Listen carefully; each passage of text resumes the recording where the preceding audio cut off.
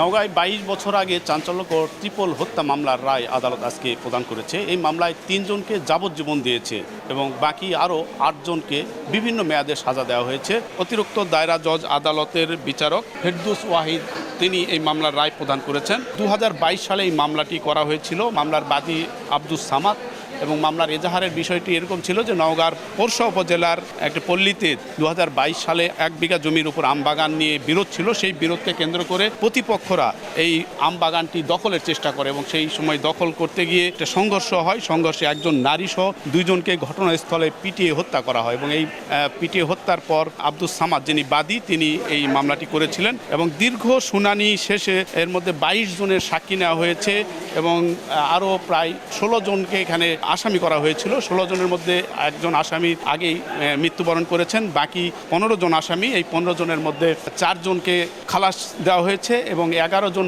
আসামির মধ্যে ৩ জনকে যাবজ্জীবন, অন্যান্য ৮ জন আসামির বিভিন্ন মেয়াদে সাজা দেওয়া হয়েছে। দীর্ঘদিন পর এই মামলার রায় ঘোষণায় মামলার যিনি বাদী আব্দুস সামাদ তিনি সন্তোষ প্রকাশ করেছেন। অন্যদিকে এই মামলার সরকারি যিনি কৌশলী তিনি বলছেন যে মামলায় ন্যায় বিচার প্রতিষ্ঠিত হয়েছে। আসামি আব্দুস সামাদ এই বাদীর সম্পত্তিটা সে জোরপূর্বক দখল করতে চায়।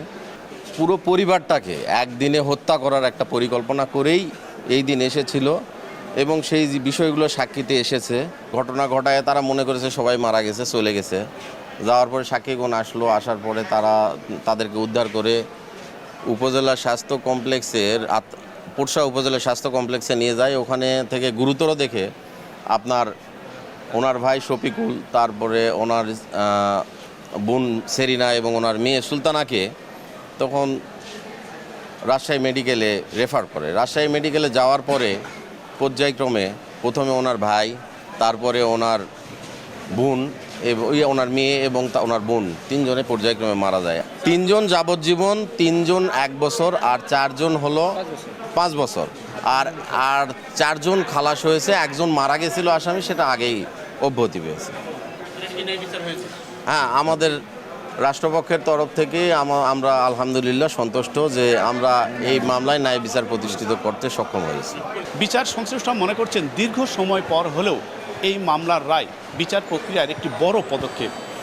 এই মামলার রায়ের মতো আগামীতে আরও ন্যায় বিচার প্রতিষ্ঠার পথ সুগম হবে এমন কথা ভুক্তভোগীদের দিক থেকে বলা হয়েছে।